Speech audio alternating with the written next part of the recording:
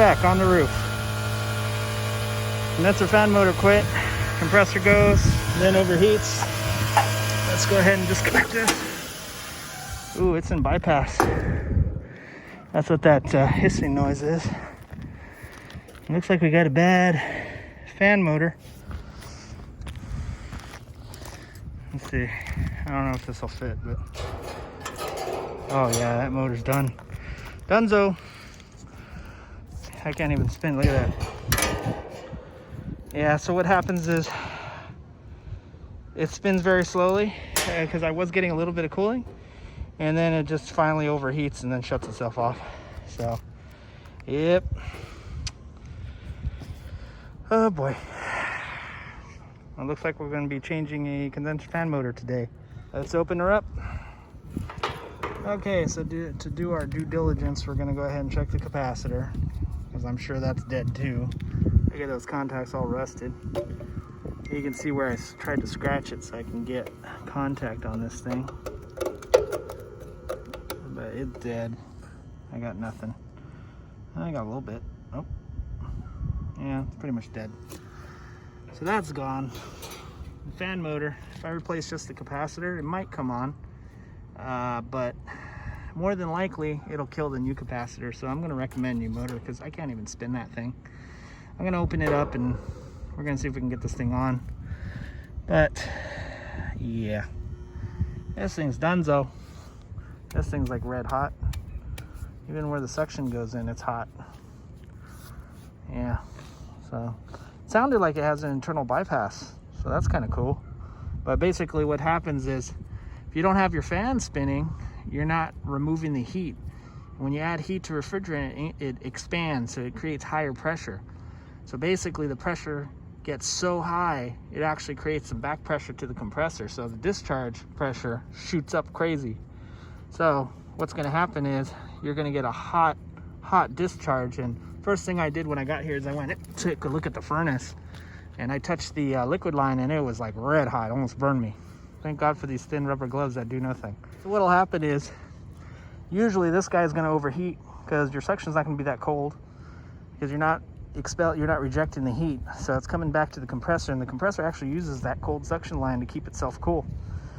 So two things are gonna happen. If it has an internal bypass, it's gonna basically bypass where it equalizes. So it's like a pressure relief valve built in. It'll basically equalize the pressure out, and then you get that hissing noise. Also, it'll get much louder. Another thing that could happen is because it's overworking because such a high pressure, it's going to overheat and cut the thermal overload, and basically that'll just pop the common winding open so it can't start up as a protection. That way it doesn't, overheat and explode or whatever. So these, they do have those safeties built in, but yeah, it's not good for it to be doing that. And plus it's pretty hot, so I'm sure it's been running like this for a long time. Plus it's on the roof, as you can see. So yeah, so condenser fan motor probably died, created high pressure. Because we had a technician come out here before, and they actually told them, hey, you need a new motor because that thing, I can barely spin it. Also mentioned that the capacitor was low, and recommend to replace the unit, of course, because this thing's old as heck and it should definitely be replaced. It's already had some work on it. It looks like somebody changed the contactor at some point, not us. But yeah, so I'm gonna recommend a new motor and capacitor. I'm not gonna just do the capacitor because I can't warranty that, because this thing will probably kill it, if assuming I can't even get it to turn on. So that's pretty much where we're at. And who knows what kind of internal damage has been caused, because I'm sure this has been doing it for a while. But anyway, they had to add 4 pounds of refrigerant. This thing's R22, man. It's expensive refrigerant. It's not illegal to charge it. It's just we can't produce it anymore. So whatever's left in the warehouses or, at the shops, you can still do it. You can still charge it, but it's extremely expensive. Not worth it. Not worth an old system like this. So now that it actually has pressure, and this fan died out, caused enough pressure to cause the internal bypass, so it's not cooling no more. And then on top of that, the ducting, separated and broken. Homeowner said that he's going to go ahead and just tape it up himself, but we all know how that goes. But anyway, we're gonna go ahead and I'm gonna pull this motor out and just kind of check it a little bit. I'm gonna see if I can get it running, get an amp draw reading on it, but I'm sure it's high. But yeah, so here we go. Yeah, if you're watching this and you're a cable guy, please, please, please, I cannot stress enough, don't put your ground on my disconnect, please. Seriously, like look at, see, I can open it all the way, I can easily put the disconnect in, take it out. That's my rant for the day. So we're gonna plug her in and see if the fan will come on. Got my amp clamp on there. We're gonna monitor the amp draws. Hopefully it doesn't blow up in my face. So yeah, here we go.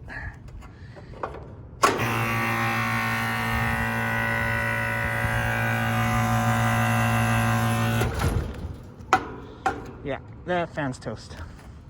We talked to our homeowner. They don't want a new one. They want me to fix it, which I'm totally fine with. We're gonna fix it. So we're gonna change out the condenser fan motor, and we are going to change out the capacitor. So we're gonna get this open. So yep. So got my hacksaw. Now we're gonna hack this off. And I'm not using the Sawzall because it mushrooms it. This is a little bit cleaner cut, so yeah, that's why.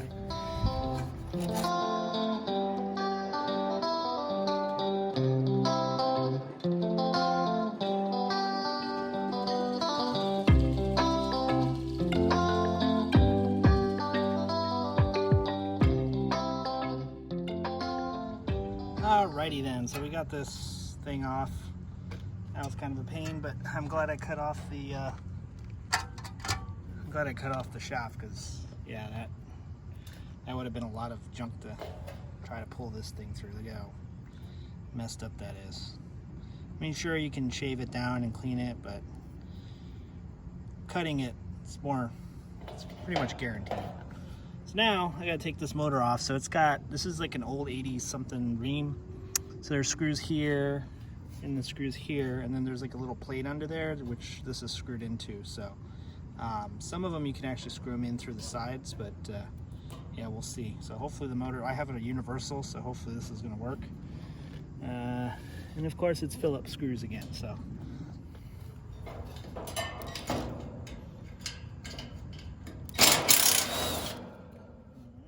All right, so now you got this little conduit thing. There's 2 screws that hold that on. We got to open that up so we can get the wires out. And this guy pops out like that. Okay. And now our motor should just pop right up like that. And there's the plate it's attached to. So if you ever wonder, so yeah, pretty much just like a normal one. And it mounts onto this and then screws into the box. But yeah, don't worry, we will chop off the end. I'll show you a little trick you can do instead of having to hack it. Get those wires through here and get hung up on everything. All right, we got her out. Now we got to get these little bolts out of here. A little easier and put a little bit of WD-40 on these guys. Just a little bit, just to break it up a little bit so I don't break it, which is okay. And they have nut drivers you can use. I forget what size it is, but I still haven't bought one. I don't know why. I really should. But you can't get a nut driver that fits this, so you can just zip it out, but I still haven't bought one, so I have to do it the slow way. So definitely get a nut driver. I forget what size it is, but I'm sure you can find out. Pretty much rusted on there. All right, so we got all our bolts off, so this just pops off like that, and the motor separated. We got our new one over here, so we're gonna get rid of this guy. Look at that, it's just trashed, totally trashed. So, got our new one. It's facing down. Want to pull the plug on the bottom. Sometimes I got a plug on top. Leave that one on, unless it's pointed upwards like this. This one's going to be pointing down, so that way if water gets in there, it drips out. So don't forget to pull your plugs. Okay. Alright, so we don't need these in the way. So here's a little trick you can do. Take your little tiny crescent wrench, put it on there like that, and then hold the base, and you're going to bend it back and forth, and then it should just snap off where you want it.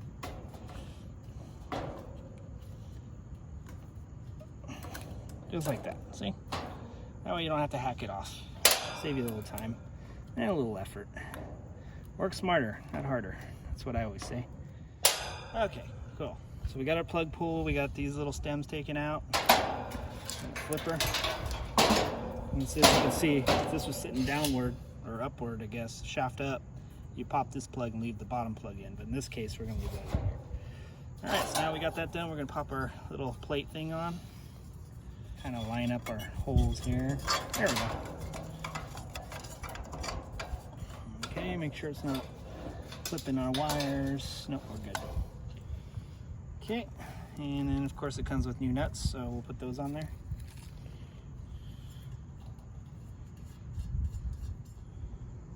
Alrighty, so we got the new motor on there.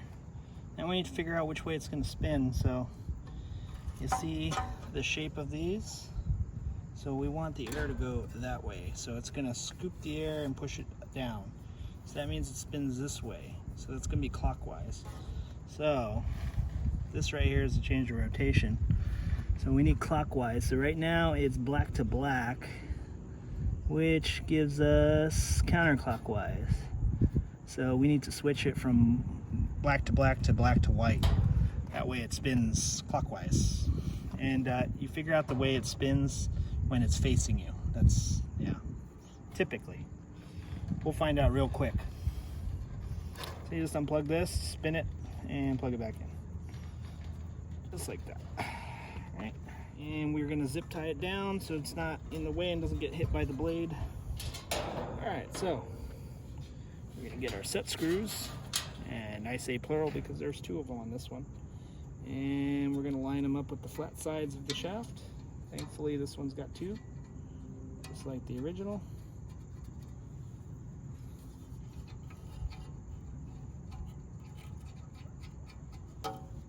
And look at that, she spins. All right, so we're gonna make sure it's not hitting nothing.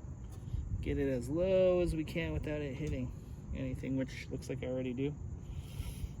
So we'll line up, and we will hand tighten and then crank it down. And we'll crank it down with my adjustable wrench. And what I have learned is you tighten it, loosen it, and then tighten a little more, and that'll actually notch it in there so it's not going nowhere. Learned that from HVACR videos. Don't forget to check him out, he's pretty awesome.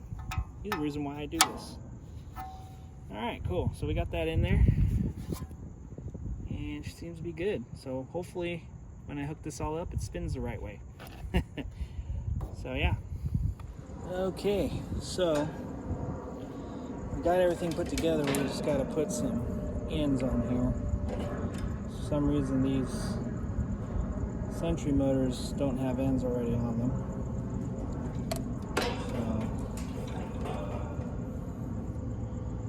I'm going to go ahead and twist these all together. Sorry about the lighting, but it's dark up here and these lights are like super bright. You can see. Yeah, it didn't make no difference. Turn it down a little bit. Alright, and we're going to go ahead and put some male or female connectors on here. Little spades. These guys right here. It's glowing. Okay. You get your little thing, you slide it on there. Now, when it's fat like this and you just need a little bit, what you can do. So when you got fat wires and you got these little guys, what you can do to make it work, you take some scissors or some dikes and then you just cut a little seam on there like that. And now the outside will stretch just a little bit so it'll fit in there.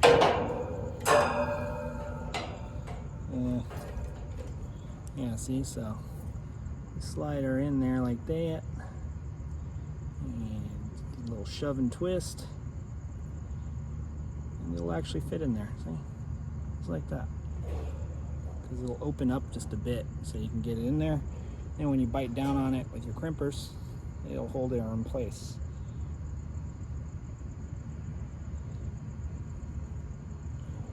It's like that.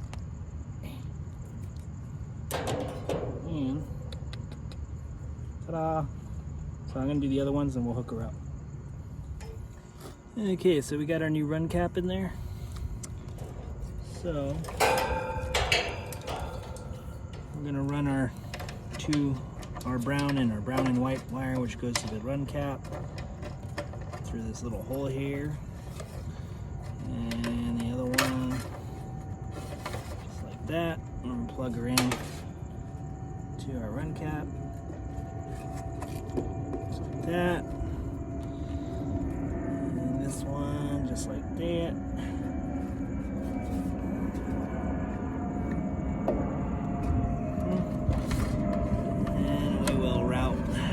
Out of here and out of the way, like that.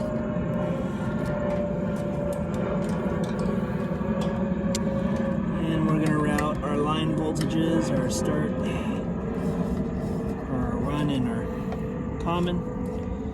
And we're going to pop these guys in the cleanest contact on the contactor I can find, which looks like this one here.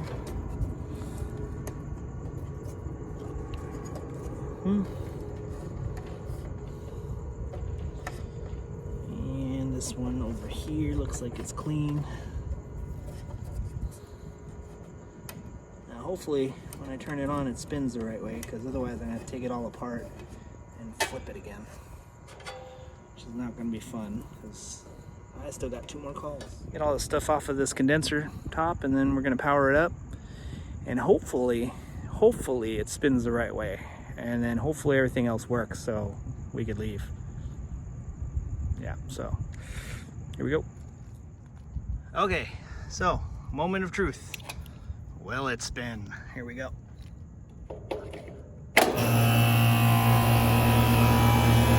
Yes! She's spinning. Alright, cool. So we're gonna check the pressures and see what it's doing. So, and we'll check some amp draws too. So, yeah. See those flashlights? I got those on, I got those from Harbor Freight. 25 bucks a piece, rechargeable, pretty handy, especially when you're working late. Look at that view. So anyway, let's get our gauges hooked up and check some amp draws. Okay, so we got her on. So max for this one's 2.3, so we're good. Compressor 21.7 for this unit. That's normal. I think max is 27. Liquid line is warm but not burning hot. Suction line is somewhat cold, but it looks like it's sweating a little bit, so that's a good sign. Yeah, it's sweating. So we're gonna hook up some gauges and double check. And in the meantime, I'm going to put all the screws back in, and then we'll zip tie all this stuff up. Make her purty. So that's our pressures. And damn rapid rail systems. Ugh. Alright, so yeah, we're high on superheat. Subcooling's okay. Suction pressure's a little on the low side. So yeah, works terribly. So we're gonna see, obviously it's still a little bit low on refrigerant. Whoever charged this before, the fan probably wasn't running at full speed, so maybe it looked right, I don't know. Or maybe they just didn't charge it right, who knows. It is a lot cooler right now, 76, so yep. So anyway, we're gonna put this thing, we'll go talk to them about adding refrigerant. I'm gonna check the delta T's between supply and return and see where we're at. But yeah, this guy's gonna freeze. But suction's not that cold. It's only, oh yeah, it's only like 70 degrees, so looks like we're gonna have to add some refrigerant. Jeez, I really don't want to, but oh well. Alrighty then. So it's definitely low on refrigerant. Suction pressure is low, superheat is low, and suction line temperature is low. Getting about 15 degree delta T between supply and return inside. But the clients spent enough money for now, so they're gonna just let it ride. So we're not gonna put any more refrigerant into it. I think it's maybe like a pound or two. So yeah. But yeah, I got zip tie crazy. But yeah, another trick I learned from HVACR videos. Zip tie around the pipe and then around the wire so it doesn't rub. I don't know if that's the rub sign. Anyway, we're gonna clean her up, pack it up, go run 2 more calls. So thanks for watching. Make sure you like and subscribe, hit that bell notification, comment, tell me what a horrible technician I am, and don't forget to follow me on Instagram and Facebook. Thanks for watching. See you on the next one.